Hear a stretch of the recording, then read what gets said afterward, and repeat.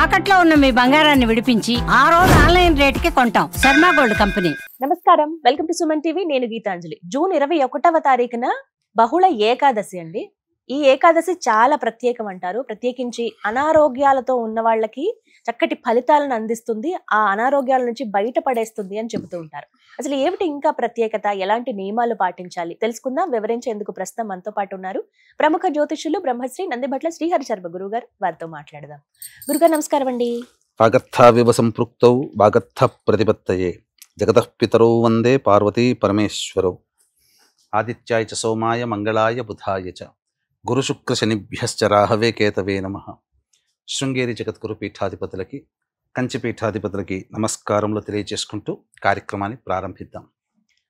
ప్రతి మాసంలో వచ్చే 2 ఏకాదశులు చాలా ప్రత్యేకంగా చెబుతూ ఉంటాం. అయితే ఈ జ్యేష్ఠ మాసంలో వచ్చే ఈ బహుళ ఏకాదశి విశిష్టత తెలియచేయండి గురుగారు. ముందుగా మనకు ఈ ఏకాదశుల గురించి బహుళ ప్రాచుర్యంలోకి వచ్చింది మాత్రం ఈ యుధిష్ఠిర కృష్ణ సంవాదం.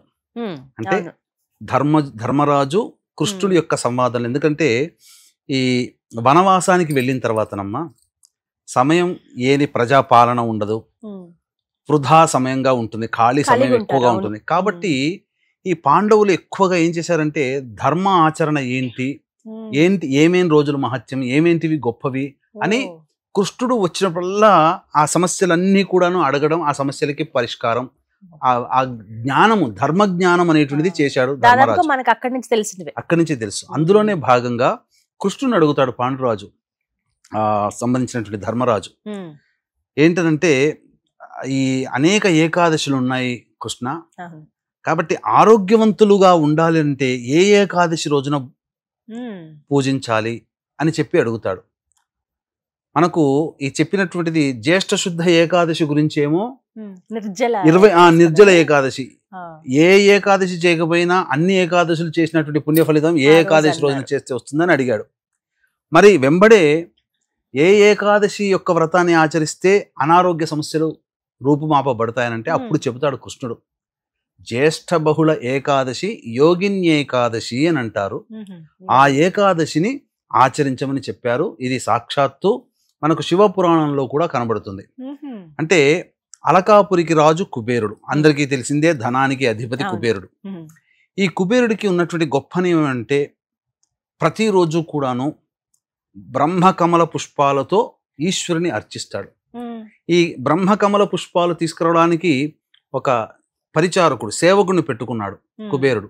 హేమామి అనేటువంటి సేవకుడు.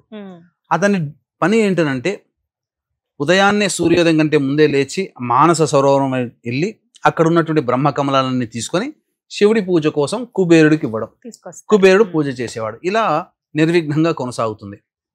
ఒకరోజు ఆ పూలు అనేటువంటి రాలేదు. రాకపోయేసరికి కుబేరుడు ఏం చేస్తాడు, ఇక భటులను పిలిపించి ఈ రోజు రాలేదు, ఎక్కడ పోయాడు హేమామి, పట్టుకరా అతని వాళ్ళ ఇంటికి వెళ్ళి విచారించండి అనేది. ఇంటికి పోయేసరికి ఆ హేమామి అంటే హేమామికి విశాక్షి అనేటువంటి ఒక అందమైన భార్య ఉంది. సో ఏ రోజైతే రాలేదో ఆ భార్యతో శృంగారం చేస్తూ ఉన్నాడు. ఈ విషయం కుబేరుడికి తెలిపారు. అప్పుడు ఆగ్రహించి నీవు భూలోకంలో కుష్ఠరోగి వైపోయి నివసించుగాక అని చెప్పి శాపం ఇస్తాడు. భార్య వియోగం అయిపోవుగాక, కుష్ఠరోగం రావుగాక అని చెప్పి శపిచ్చేస్తాడు. అన్న తర్వాత ఆ శాపం వశాత్తు భార్యతో వియోగం, దాంపత్య దోషం కలుగుతుంది. అలాగే ఈ భూలోకంలో ఆ కుష్ఠరోగంతో పరితపిస్తూ ఉన్నప్పుడు తన యొక్క రోగాన్ని పూర్తిగా మాపేటువంటి శక్తి ఏ దీనికి ఉందని చెప్పి అనేక మందిని అడుగుతుంటే మార్కండేయ ఆశ్రమానికి వెళతాడు. ఈ మార్కండేయ ఆశ్రమానికి వెళ్ళినప్పుడు మార్కండేయ మహర్షితో చెబితే అప్పుడు ఆయనంతా కూడా గమనించి, నాయన జ్యేష్ఠ మాసంలో బహుళ ఏకాదశి అనేటువంటిది వస్తుంది, ఆ విధంగా ఆ రోజున ఏకాదశి వ్రతాన్ని ఆచరించు, నీకున్నటువంటి సమస్య తీరుతుంది అని చెప్తాడు. ఎంతో భక్తి ప్రపత్తులతో విష్ణు యందు చిత్తము కలవాడై ఆ హేమామి అనేటువంటి వ్యక్తి మార్కండేయ మహర్షి చెప్పినటువంటి ప్రకారముగా ఏకాదశి అనగా జ్యేష్ఠ బహుళ ఏకాదశి వ్రతాన్ని తూచా తప్పకుండా ఆచరించినటువంటి కారణం చేత అతనికి సంపూర్ణమైనటువంటి దేహారోగ్యం కలిగింది. మళ్ళీ ఆ విష్ణు యొక్క అనుగ్రహంతో కుబేరుని ద్వారా మళ్ళీ అక్కడ మళ్ళీ సేవ చేయడం మరియు భార్యని పొందడం అన్నీ జరిగిపోయాయి. అంటే ఈ యొక్క ఏకాదశి వ్రతాన్ని ఆచరించడం వల్ల కలిగేటువంటి ఉపయోగాలు ఏమిటంటే, అనారోగ్య సమస్యలతో వీక్షించేటువంటి సుమన్ టీవీ ప్రేక్షకులు కూడా గమనించాలి. అనారోగ్య సమస్యలతో ఎవరైతే బాధపడుతుంటారో, కుష్టు వ్యాధి అని అన్నప్పుడు దీర్ఘకాలికమైన వ్యాధి అని చెప్పవచ్చు.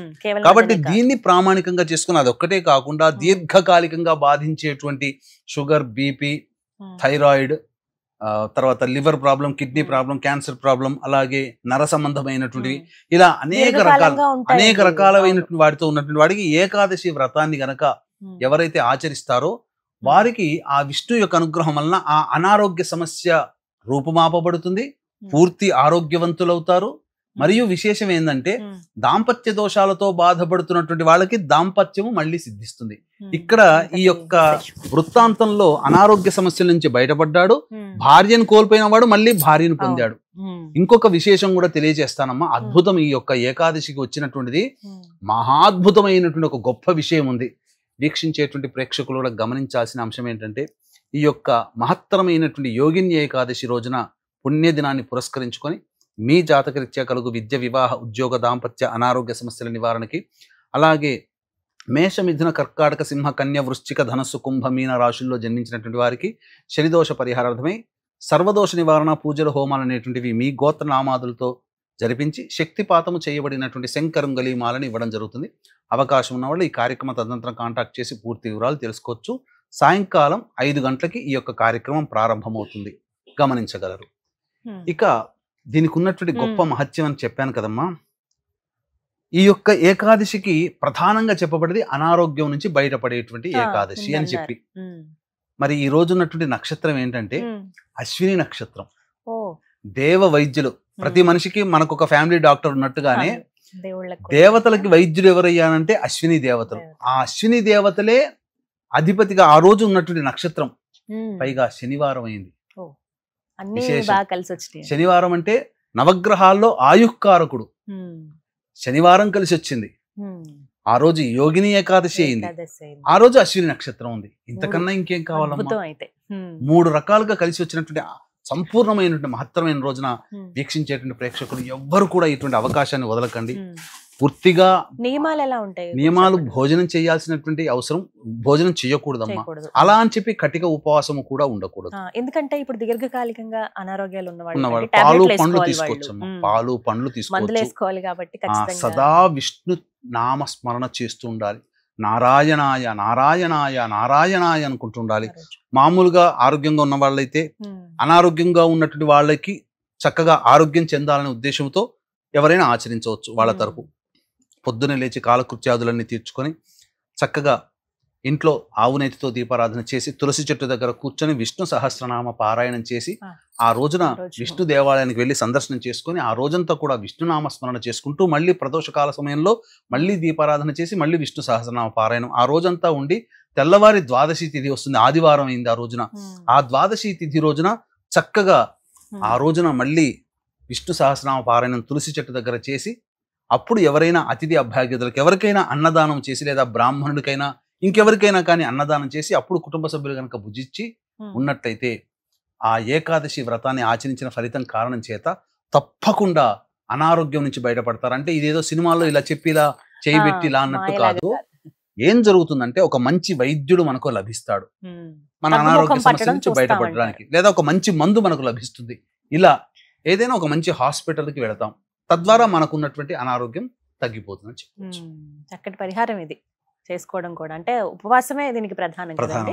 చక్కగా వివరించారు గురుగారు, ధన్యవాదాలు. సర్వం శ్రీ ఉమామహేశ్వర పరబ్రహ్మార్పణమస్తు.